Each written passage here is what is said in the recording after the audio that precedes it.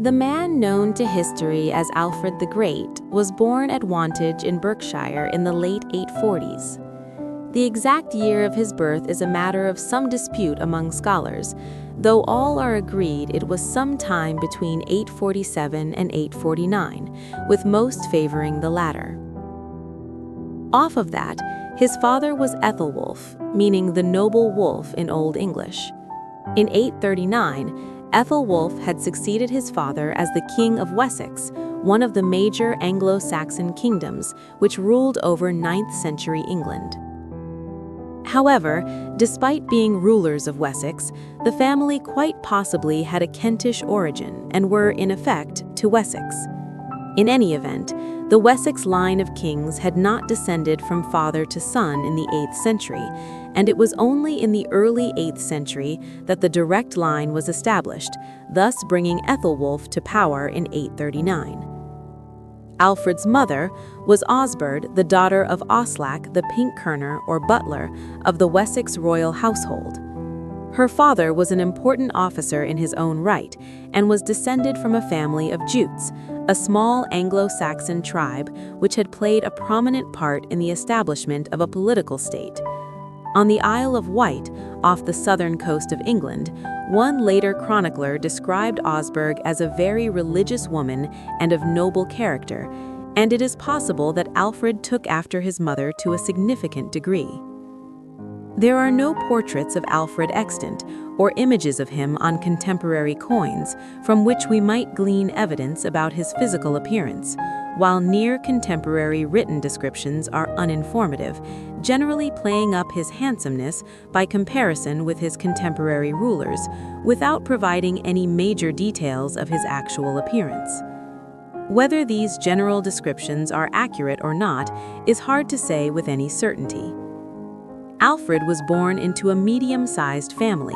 He was the youngest of 6 children, having 4 brothers and 1 sister, Ethel, with of his 4 brothers, one, Athelstan, the eldest of the 5 boys, would die before he could succeed their father as King of Wessex, but each of the other 3, Ethelbald, Ethelberth, and Ethelred, would each spend a short term as King of Wessex before Alfred's much longer reign commenced.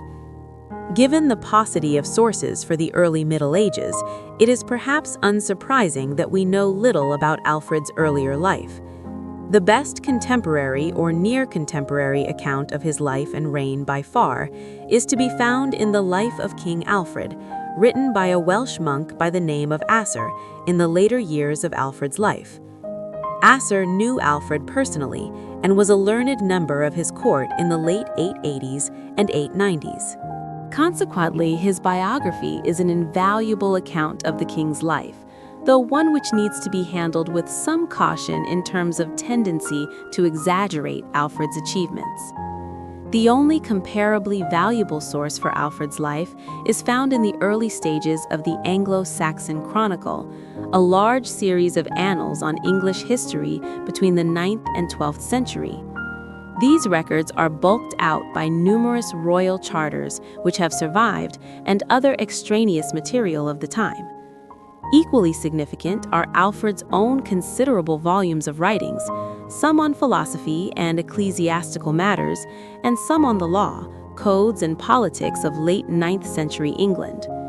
Slim though these pickings might be overall, by comparison with the records for more modern monarchs, they still make Alfred by far and away the best recorded monarch of any English kingdom between the fall of the Roman Empire in the 5th century and the start of Norman rule in the 11th century. One of the most significant facts about Alfred's early life, he did not learn to read until he was 12 years of age. Though this was not untypical for a time when the majority of people were illiterate, it is evidence of a late literary blooming for the king, who would be remembered in subsequent times as much for his scholarship as his actions on the battlefield. Another major event in his childhood occurred in the mid-850s, when Alfred was around 7 or 8 years of age, when he was taken by his father on a pilgrimage to Rome, a journey which saw them passing through the court of Charles the Bald, king of the Franks, and ruler of the largest Christian kingdom of Western Europe. Other details of Alfred's early life are more suspect. Asser reported that when the future king was just 6 years old, his mother set a challenge whereby she would give an ornate book of Anglo-Saxon poems to whichever of her children could memorize them all first. Alfred won the prize, but there is no determining whether this was an actual event, which hinted at a precocious ability for learning, or whether Alfred's biographer simply made the event up as a literary device to highlight Alfred's later scholarship. More certain is the fact that Alfred suffered from variable health and would do for his entire life, an illness which scholars are now generally agreed on was Crohn's disease, an inflammatory bowel disease. It probably contributed to his premature death in 899 when he was just in his very early 50s. The world Alfred was born into was changing more rapidly than perhaps even contemporaries could have understood. Following the collapse of the Western Roman Empire in the 5th century, Western Europe had fragmented into a number of successor states ruled over by various Germanic tribes, such as the Franks in France, the Visigoths in Spain, and the Anglo-Saxons in much of Britain. Nearly 3 centuries of disorder followed, a period typically called the Dark Ages, dominated by decentralized weak states. This was then tail-ended by the invasion and conquest of Spain in the early 8th century by a combined Arab-Berber Muslim army. However, the Muslim advance was checked in 732 when the Franks under Charles Martel defeated them at Tours and pushed them back into Spain, united into a single kingdom under the rule of Martel's ancestor, Charles the Great, or Charlemagne. During his reign, a resurgence of imperial power occurred, such that this is typically known as the Carolingian Renaissance. This was then tail-ended by the invasion and conquest of Spain in the early 8th century by a combined Arab-Berber Muslim army. However, the Muslim advance was checked in 732 when the Franks under Charles Martel defeated them at Tours and pushed them back into Spain, united into a single kingdom under the rule of Martel's ancestor, Charles the Great, or Charlemagne. During his reign, a resurgence of imperial power occurred, such that this is typically known as the Carolingian Renaissance. Charlemagne was also crowned at Rome and was the first Holy Roman Emperor, a political entity which would last for over 1,000 years. This resurgence was mirrored in England throughout much of the 6th and 7th centuries. The country was a miasma of petty kingdoms such as Bernicia, Deira, Kent, Sussex, Wessex, and Mercia, each ruling over a region stretching little beyond 1 or 2 of England's modern-day counties. But in the 7th century, a handful of these states began to gain greater power and control over their neighbors, creating more unified and centralized kingdoms. In particular, Mercia emerged in the course of the 8th century as the dominant power in England. By the late 8th century, what has become known as the Mercian supremacy had reached its greatest extent, with Mercia stretching throughout all of central England north to the River Humber and south as far as the mouth of the River Severn. Yet some kingdoms had avoided being conquered by the Mercians. In the north, the Kingdom of Northumbria ruled a large area north of the River Humber. To the east was to be found the Kingdom of East Anglia, covering the counties of Norfolk and Suffolk and some of the Fens region. Finally, in the south, a number of small kingdoms retained their independence, including Kent and Cornwall, but the foremost of these was the Kingdom of Wessex, covering the modern-day counties of Devon, Dorset, Hampshire, Somerset, Wiltshire, and Berkshire. It was into this kingdom that Alfred was born. Moreover, Wessex was ascendant by the 9th century in the face of a weakening Mercian state. But all was not well, as we will see shortly. In the dying years of the 8th century, a new and malicious force had begun making itself known from across the North Sea in Scandinavia. This was the political equilibrium which existed as Alfred was growing up. The Kingdom of Wessex was also growing ever stronger, with Kent fully amalgamated into Wessex, while Cornwall, the last independent portion of the West Country, was effectively subjugated by Wessex between the 830s and the 840s. But there was also increasing family tension within the royal family of Wessex at this time. We have already seen that Alfred accompanied his father to the European mainland in the mid-850s on pilgrimage to Rome and to visit the court of the Frankish kings. When he returned in 856, Ethelwulf faced an internal challenge within his family as his eldest son, Ethelbald, sought to displace him. The son was supported by several senior figures within the Kingdom of Wessex, namely the Ealdorman of Somerset and the Bishop of Sherborne. Consequently, Ethelwulf was not entirely able to stave off this challenge from his son. And a compromise agreement was reached, whereby Ethelbald now ruled the core kingdom of Wessex, with his father essentially demoted to ruling over the Kentish parts of the realm. This arrangement continued beyond his reign. When Ethelwulf died in 858, the next eldest son, Ethelbert, took over the Kentish branches of the kingdom. Yet this was a fluid situation, and when Ethelbald died just 2 years later in 860, Ethelbert effectively reunited Wessex and Kent under his sole leadership, a pattern which Ethelred favored in 865 when Ethelbert died and he succeeded. As a consequence, when Alfred himself succeeded, he would not have had the prior experience of ruling Kent as a scion of the greater Kingdom of Wessex. Conversely, he would also not have to share his kingdom, and he would succeed to a regime where power was centralized in his hands rather than being divided amongst other extended family members. Before that succession took place, though, Wessex was plunged into crisis. The first Viking raid in the British Isles occurred in 793 when Lindisfarne Monastery in northeast England was attacked. Intermittent raids continued throughout the first half of the 9th century, generally striking at coastal regions and often being confined to targets in the north of England and along the eastern seaboard. Yet, as destructive as these raids were, they were largely ephemeral, with the Vikings rarely establishing any lasting presence in the British Isles. This all began to change from around 865, when several armies arrived in the north and began to set down seemingly permanent roots. The foremost was led by Halfdan Ragnarsson, a Danish warlord who commanded what has been termed the Great Heathen Army in 865. The speed of the conquests was remarkable. The Kingdom of Northumbria was effectively overrun in 2 to 3 years between 865 and 867. East Anglia had become part of the territory of the Vikings' dominions by the end of 870.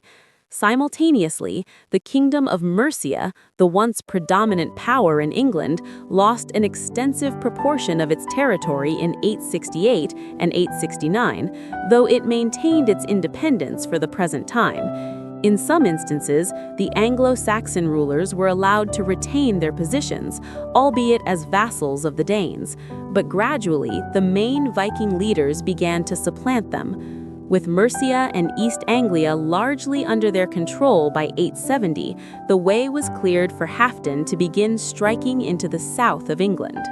Consequently, in late 870 and early 871, a series of Viking raids were carried out against Wessex.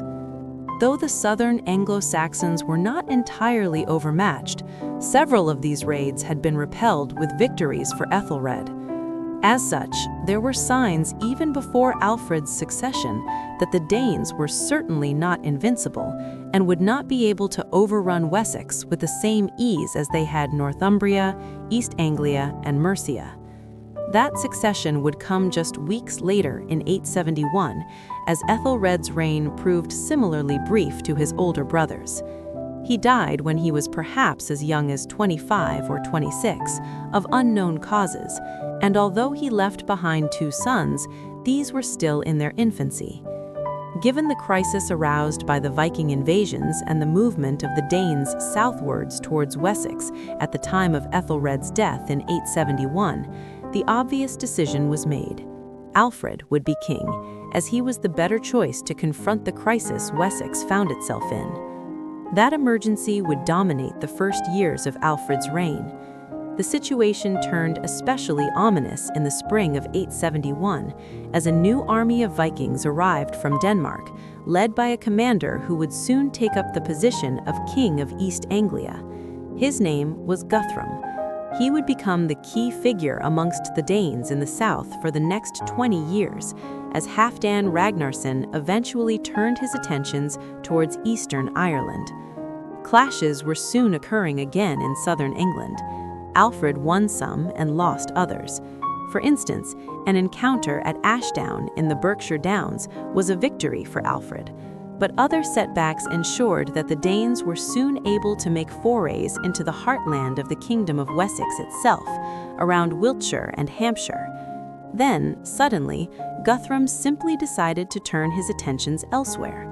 There seems little doubting that Alfred and his advisors in Wessex agreed to pay Danegeld in order to have some raids stopped, but Guthrum was also distracted by events elsewhere.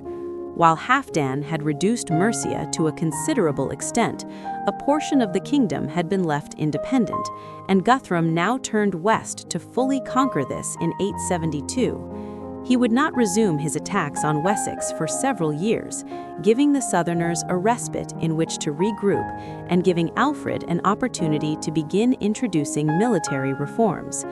There were several aspects to the military reforms undertaken during Alfred's reign in order to more fully secure Wessex against the Viking threat. One of the key aspects concerned what was known as the Fyrd, a species of Anglo-Saxon militia drawn from the freemen of Wessex. Those marshaled under the Fyrd were expected to provide a certain number of days' military service to the king each year. Under Alfred, this was divided between those who would remain at home in Wessex and those who would be on active military duty. Exactly what this meant in practical terms at the time is not 100% clear, but it seems likely that Alfred instituted a system whereby up to half the population of fighting-age males in Wessex would be called upon at one time if a severe military emergency, such as had presented itself in 871, occurred again. Simultaneously, the Shire Fyrd in each part of the Kingdom of Wessex would be responsible for defending those regions against localized raids. A second major reform concerned naval power. Alfred was generally lionized by historians of later years as being the man who also began to establish England's great traditions of maritime dominance in the English Channel and the North Atlantic. Certainly, he began patronizing the building of ships to a new format, these being powered by 60 oars. In this respect, Alfred was a pioneer, and the 60-oar ship was a staple of English navies for many years to come. Yet there is a danger of placing too much emphasis on Alfred's achievements in this particular respect. The Anglo-Saxons in various kingdoms throughout England would have had a strong naval tradition throughout the early Middle Ages, and we cannot conclude that Alfred simply built a navy where none had existed in Wessex prior to his reign. The third and final aspect of Alfred's military revolution was doubtlessly the most important.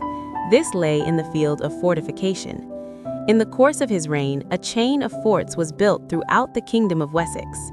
These were often built from scratch, though some did reuse the older remains of Roman or Iron Age defensive sites.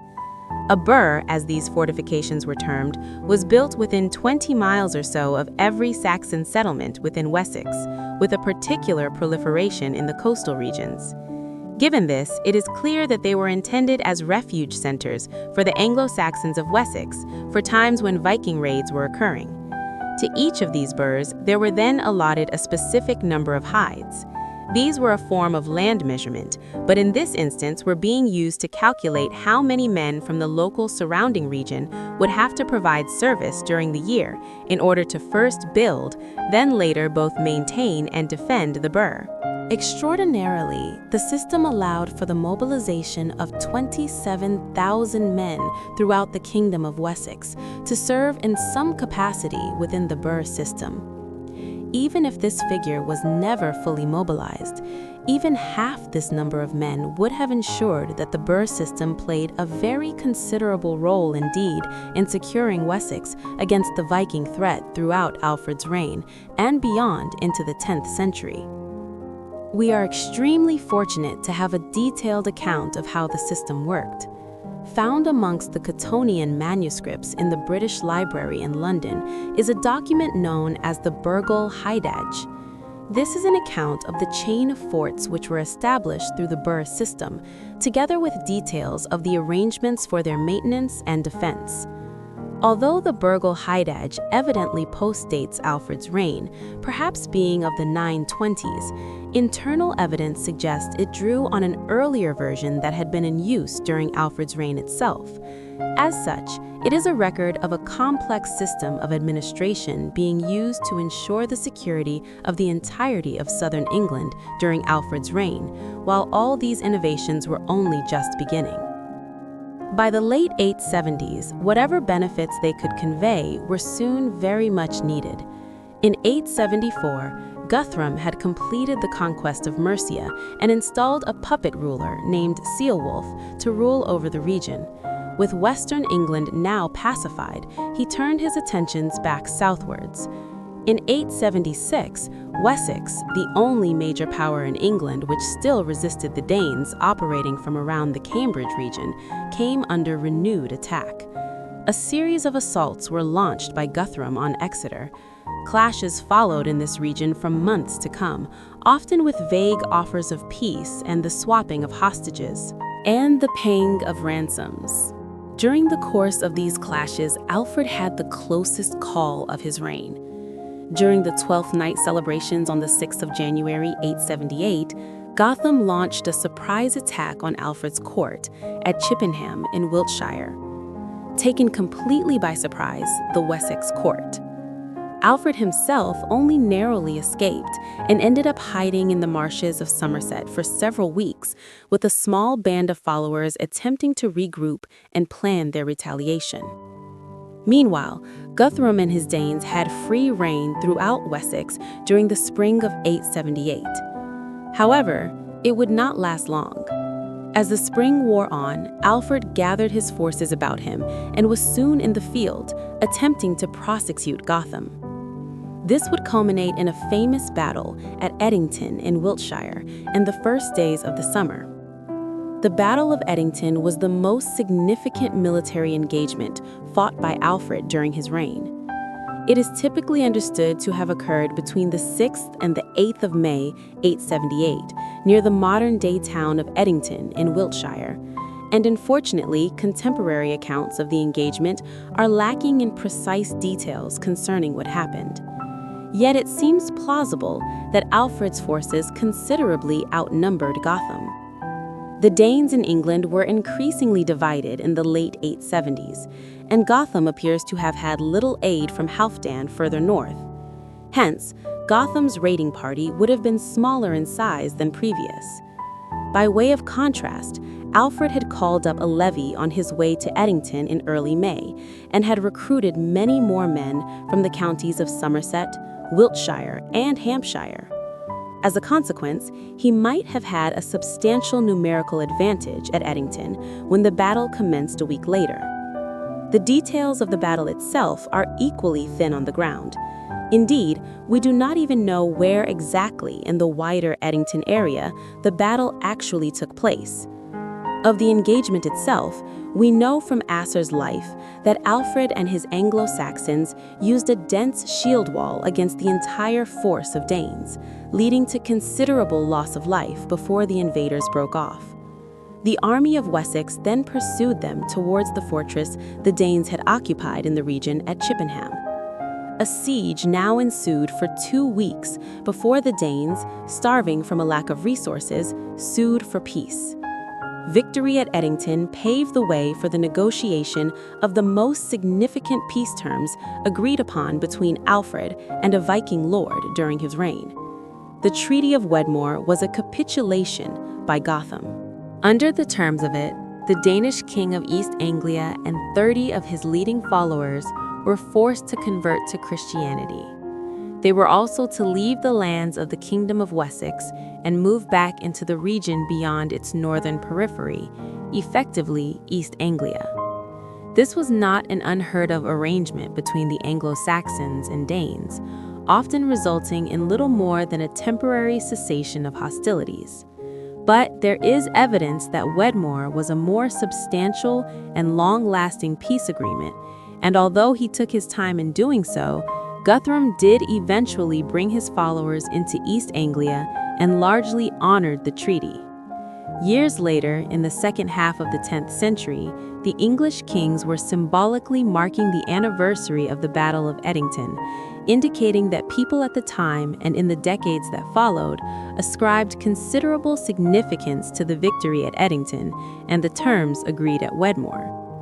Perhaps most crucially, it firmly established the idea that the Kingdom of Wessex would not capitulate to the Viking incursions as easily as their counterparts in Northumbria, East Anglia, and Mercia had in recent times. Under the terms of the Treaty of Wedmore, the boundary between Alfred's domains and those of Guthrum was fixed along the course of the River Thames and extended westward towards Bedford. Accordingly, East Anglia became the frontier of what has been termed the Danelaw, the area that Danish control and Danish power was confined to. In another sense, it was also an opportunistic agreement between the two to divide up the rump of what remained of the Kingdom of Mercia and each take a piece. Another significant aspect of the Treaty of Wedmore was that Alfred received London. The city was not the primary city of England, which it would subsequently become at this stage, but it did house a number of significant mints and other civic buildings, and Alfred would take steps to develop it further in the 880s. With the defeat of Guthrum and the establishment of a somewhat secure peace and border between Wessex and the Vikings, Alfred was free to begin actually ruling without the threat of invasion for the first time in his reign. Prior to his own accession to the throne in 871, Alfred had already become a married man. In 868, he was joined with Alswith, the daughter of Mercian nobleman Ethelred Musil. They would have 5 children that we are aware of. The girls were Ethelflad, Ethelgifu, and Ethelthryth, amongst whom Ethelflad was perhaps the most prominent, as she would later marry into the Mercian royal family. Of the 2 sons, Edward and Ethelweard, Edward would eventually go on to succeed his father as the king of the Anglo-Saxons, ruling for a quarter of a century as a highly significant king in his own right. Many matters of government concerned Alfred in the 880s and 890s. For instance, he and his advisors were deeply aware of the critical importance of putting the kingdom's finances on a steady path as a means of preventing future incursions by the Danes from being successful. Indeed, the reason we know so much about the burh system, the fortifications which were erected throughout southern England during his reign, was that the burghle hittage is essentially a record of how the entire system was financed, by taking payments from specific amounts of land throughout Wessex. The burghle hittage is, in its own right, a statement about the formalization of the finances of the Kingdom of Wessex and the improvement of the system whereby taxes were collected and administered. Alfred's own will also attests to the success of his efforts to put the finances of the Kingdom of Wessex on a more secure footing. There is evidence to suggest that the nascent state's reserves of coin were at a greater extent in the latter parts of Alfred's reign than they had been at almost any previous date.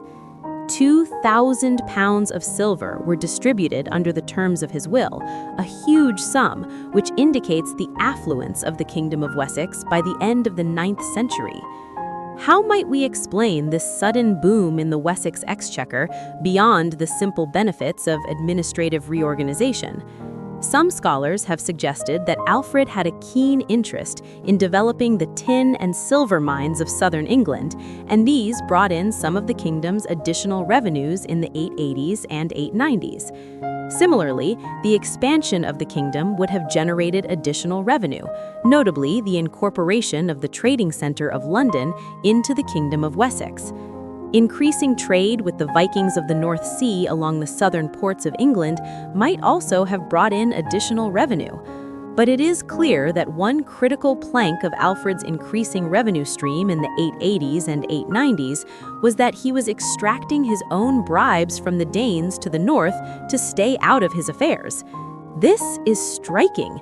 The tables had turned greatly from the first years of his reign, such that Wessex was now capable of being the aggressor on occasion against the Danes of East Anglia and Mercia.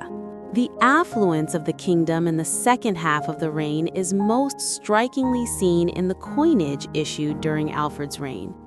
At the height of the emergency of the 870s, the coins being issued in Wessex were heavily debased, with a much lower silver content, a development which has interesting parallels elsewhere in Europe during the 9th century. The pattern being that whenever the Vikings began attacking a region persistently, the silver content of coins dropped as the native rulers began desperately trying to hire more soldiers to combat the invaders.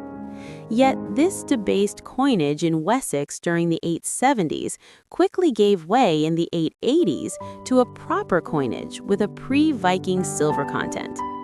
The second half of Alfred's reign in the late 880s and 890s saw a silver penny circulating in southern England, which had one of the highest silver contents seen in England during the early Middle Ages, a remarkable indication of how the political fortunes of the Kingdom of Wessex changed during Alfred's reign.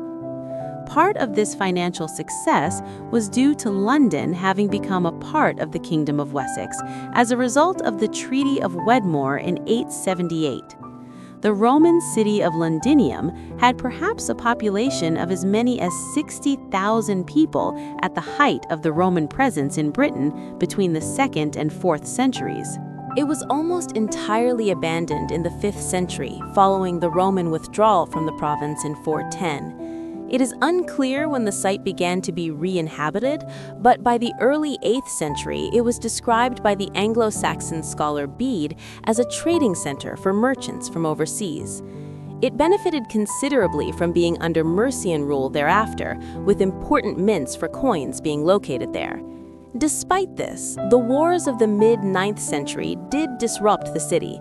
As such, it required some attention. In the 880s, Alfred ordered extensive repairs to be carried out on the old Roman walls, while the defensive ditch was also recut.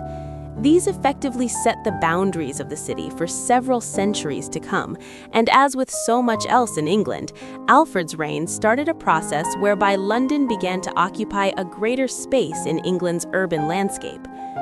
Additionally, lands were allocated to some of Wessex's soldiers around the settlement at London in the 880s, and the divisions and location of these continue to impact on the street plan which exists in London today between Cheapside and the Thames. It is an indication of the breadth of Alfred's wider achievements that his role as a substantial early English lawmaker is not amongst his most well-known accomplishments, and yet he was highly successful in this regard too. We are fortunate to have a copy of Alfred's own law book, or law code, which he issued either in the late 880s or early 890s. On the surface, his approach towards the law was quite traditional, and much of his law code was based on an older Wessex law code instituted by a king in the early 8th century, ruler of the kingdom, a copy of whose own laws were appended to Alfred's. Equally, the Mosaic law codes and directives of the early papacy were invoked, all to designate Alfred's approach firmly as being respectful of both divine and temporal precedents. But even with this respect for his forebears, Alfred did introduce innovations.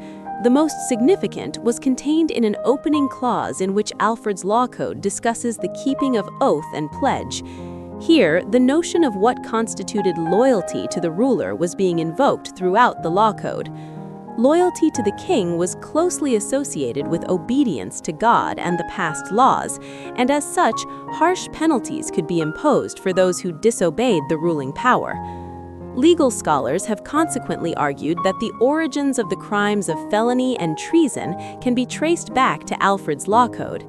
In this respect, the legal reforms of Alfred's reign established a key plank of the concept of royal power and legal practices which have remained, in one form or another, cornerstones of the English legal system down to the present day.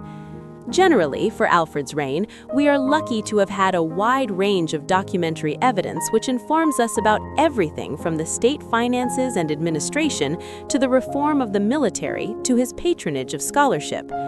However, there is one considerable and somewhat strange blind spot.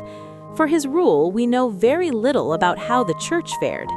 In the nearly 30 years he ruled between 871 and 889, it is safe to assume that the wealth and fabric of the church in southern England had been extensively compromised by the Viking invasions and the wars that followed.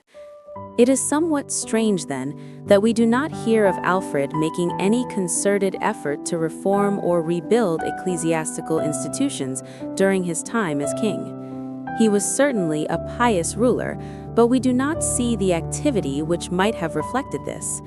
There are some glimmers of evidence. For instance, Alfred founded new monasteries at Athelney, the first new monastic houses in southern England in over 100 years.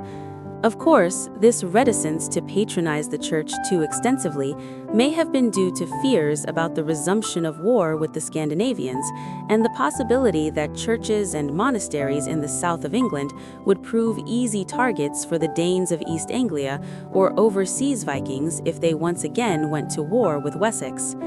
Victory at Edington in 878 and the subsequent Treaty of Wedmore did not bring conflict between Wessex and the Danes to a permanent conclusion, as the 880s and 890s saw intermittent conflict, though not quite the same existential threat to Wessex's future that had been there in the 870s.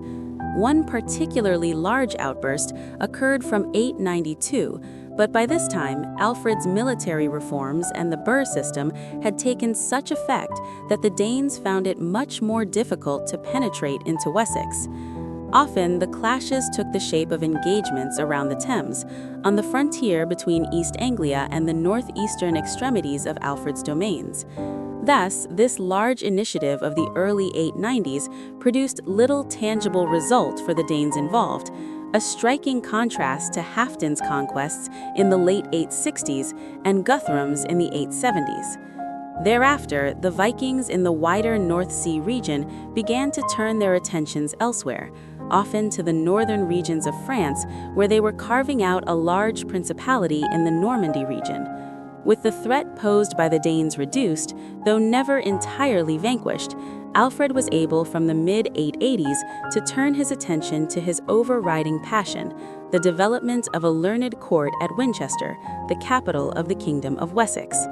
He envisioned himself presiding over such a court as a latter-day wise King Solomon, and there were three major facets to the court of scholarship which was developed at Winchester from 885 onwards: Alfred's own writings and scholarly output, the court of scholars which he developed around himself and the royal family, and the educational system which he patronized at the capital of the Kingdom of Wessex.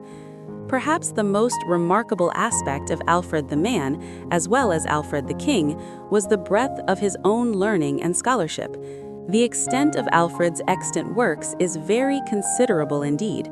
They include his law book, some translations of Pope Gregory's Book of Pastoral Rule, similar writings on the 5th century Roman philosopher Boethius's canonical work, The Consolation of Philosophy, and the Church Father Augustine's soliloquies, as well as texts on the first 50 Psalms from the Book of Psalms in the Old Testament. These texts are unique for the early Middle Ages in expressing the worldview of a reigning European monarch. The Alfredian Renaissance in learning certainly cannot be said to have compared with that which had been achieved by Charlemagne and Western Europe in the late 8th and early 9th centuries, but there is no comparison between the two monarchs who actually oversaw them. Charlemagne was illiterate throughout his life, unable to read or write, while Alfred left behind his own substantial corpus of works. Even if Alfred's political and military career had not been as significant as it was, he is still a figure who would be worth studying exclusively for his scholarly output. Exactly when Alfred composed these works is not clear, although it has been observed that Asser, in his biography of the king, most likely written around 893, does not refer to the majority of Alfred's writings. Hence, it might well be the case that Alfred's literary output was the product of a particularly rich period of scholarship in his later years. The texts by Alfred which have survived point towards an individual who was concerned above all else for knowledge for its own sake, but also in order to act as a good king. Alfred conceived of himself as a latter-day King Solomon, a wise king who would guide his people. This certainly explains his pronouncements in some of his writings that the people of Britain had previously prospered when learning flourished amongst them. Additionally, the focus of Alfred's scholarship is indicative of how he conceived of himself as a king, in particular the fact that Alfred chose to study some of the works of Pope Gregory I. Gregory had served as Bishop of Rome between 590 and his death in 604, sanctified as Saint Gregory the Great. He is generally understood to have been the most important of the early popes, not least because of his conversion work in sending missionaries to England, notably Augustine of Canterbury and Paulinus of York. In studying his writings, Alfred was effectively trying to understand better the thought of the individual who had paved the way for the political union of England, Gregory having already begun the religious unification of Britain by initiating the Christianization of its inhabitants. Beyond his own writings, Alfred was possessed of a vision to change Wessex into a kingdom of learning. To that end, he established a school at the royal court, on one level to educate his children, and on the other to begin inculcating a better standard of scholarship at the heart of government, one which would trickle down through the nobility of Wessex. He also imagined that he would learn from these scholars himself. One who joined him in the mid-880s was his future biographer, Asser. 3 others are noteworthy. The first was Plegmund, a learned hermit who, as well as being invited to join Alfred's court of scholars, was also appointed Archbishop of Canterbury in 890. A third important figure was Grimbald of St. Bertin, a Benedictine monk from France. Grimbald was persuaded to come to England by Alfred, perhaps in order to pass on to Alfred's court the ideas he would have picked up on the continent about Frankish law and government. But the most significant of the members of Alfred's court of scholars was probably John the Old Saxon. A German by birth, John was a revered scholar and was also appointed by Alfred as the abbot of the monastery of Athelney in 888, shortly after his arrival from the continent. Some small fragments of his poems, demonstrating knowledge of several languages, including Greek, have survived, a rarity for the time and one which indicates his scholarship. The king's patronage of learning and education extended beyond this hiring and appointment of famed scholars. A rudimentary education system was also being formed in the late 880s and 890s. As with many of the other reforms Alfred instituted, the model was an education system which Charlemagne had patronized in France almost a century earlier.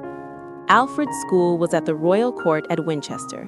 Incredibly for its time, it seems to have included the children of families of lesser birth, as well as those hailing from Wessex's noble dynasties. But critically, it also prized study in the vernacular. Alfred was clear in his own writings that Latin was still exalted above all other languages, but he was also the first Anglo-Saxon king that we know of to have understood that Old English was a valuable literary tongue in its own right. It is hard to assess how successful all these initiatives were. Alfred's goal, surely, in creating a court of scholars and an educational system for the children of Winchester, was to create a learned group of governors and administrators who would be better placed to run the Kingdom of Wessex efficiently in years to come. Perhaps he was successful in this, that it is not wholly clear. Our records for the 10th century are so thin that it is difficult to determine the extent of his success in this regard. Yet, if judged on its own merits, it is true in any event that his patronage of scholarship and education and attempts to create a learned society at Winchester were admirable in their own right. But as profoundly important a figure as Alfred was from a literary and scholarly perspective, and as monumentally significant as his reign was in securing the survival of the Kingdom of Wessex, and with it the last vestiges of Anglo-Saxon independence from Danish rule, he is best known as the founder of the English nation. Alfred had expanded Wessex's sphere of control north and obtained direct control over London, although Mercia was allowed a nominal independence after Wedmore.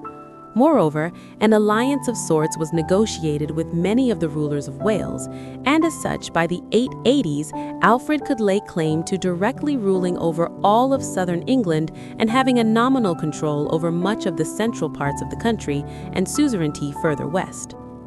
This forging of a union between the Anglo-Saxon peoples of England, who were not directly under the control of the Danes, is highly significant. Contemporaries were fully aware of its importance. It is unsurprising, then, to find that in the late 880s, there are official treaties increasingly referring to Alfred as acting on behalf of all the English people. While some of the surviving charters from this time now refer to Alfred as King of the Anglo-Saxons rather than just King of Wessex, his counselor and biographer Asser was even more ambitious in referring to Alfred as ruler of all the Christians of the island of Britain. There is an element of hubris in this for sure. When Alfred eventually died in 899, he certainly did not rule over England in the sense that we would understand it today, but he had laid down the conceptual groundwork for a centralized state on the island of Britain, which would unite the disparate Anglo-Saxon peoples under one king. That is Alfred's achievement as the founder of the English nation. Alfred died on the 26th of October 899, when he was just in his early 50s. The exact cause of his death is unknown, but it is plausible that it was associated with the poor health he had suffered from for his entire life. He was buried in the Old Minster in Winchester, in what became a family crypt. Sadly, for an individual who was revered as the father of the English nation, several future English kings, including William the Conqueror and Henry VIII, disturbed his resting place in the early 12th century. His remains were removed to Hyde Abbey. Then, during Henry VIII's reign, Hyde Abbey was dissolved and demolished, leading to Alfred and his family members being effectively forgotten about at the site in a field. They lay underground for 2.5 centuries before being exhumed during the construction of a prison in the late 18th century, at which time the coffins were destroyed and the bones scattered around the area. A wholly ignominious end for the remains of the father of the English nation. The kingdom Alfred left behind was more fortunate. He was succeeded by his son Edward, who in the course of his 25-year reign was able to conquer East Anglia from the Danes. His son Athelstan, Alfred's grandson, was able to complete the destruction of the Viking kingdoms and unite England when he amalgamated Northumbria into Wessex in the course of the late 920s. Viking raids and intermittent conflict would continue throughout the 10th century, but Athelstan was effectively the first Anglo-Saxon king to rule all of England. Perhaps there is no better sign of this consolidation of power than when he invaded Scotland in the 930s, a pattern which would be repeated in the centuries to come and could be said to mark the beginning of the modern English state, at least in terms of power projection.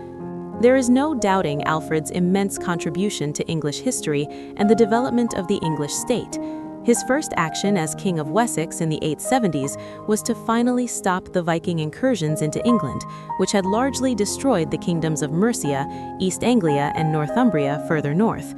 This he successfully accomplished within a few years of becoming king, in part through a military revolution which reorganized the manner in which land forces were used in Wessex, while he also reformed Wessex's navy. As a result, he was victorious at the Battle of Edington in 878 and stopped the southward advance of the Danes. This did not bring the Viking raids to an end, and further attacks occurred with regularity throughout the 880s and 890s, but the existential threat to Wessex's survival had been neutralized, and the system of burhs, or fortifications, which he established across southern England, provided safety and security for his subjects in the years that followed. Away from the battlefield, Alfred was an even more accomplished and complex monarch. He reformed the finances of the Kingdom of Wessex, began developing London in such a way as would make it the preeminent town of England in the years to come, whilst his patronage of the church and education rejuvenated England's cultural life in the aftermath of the worst ravages of the Viking invasions. More strikingly, he was a highly accomplished scholar in his own right, producing work on such individuals as the late Roman philosopher Boethius and the influential early bishop of Rome, Pope Gregory. There is very little to say against Alfred that we know of. He did not wage unnecessary wars which cost the lives of civilians in order to aggrandize himself, nor were there large internal political disputes within Wessex which resulted in the king shedding blood to maintain his authority. He was, by all accounts, a model king. In part, our view of this might be influenced by our reliance on admittedly biased contemporary sources, such as Asser's life, but that we do not have a hostile account of any kind is significant.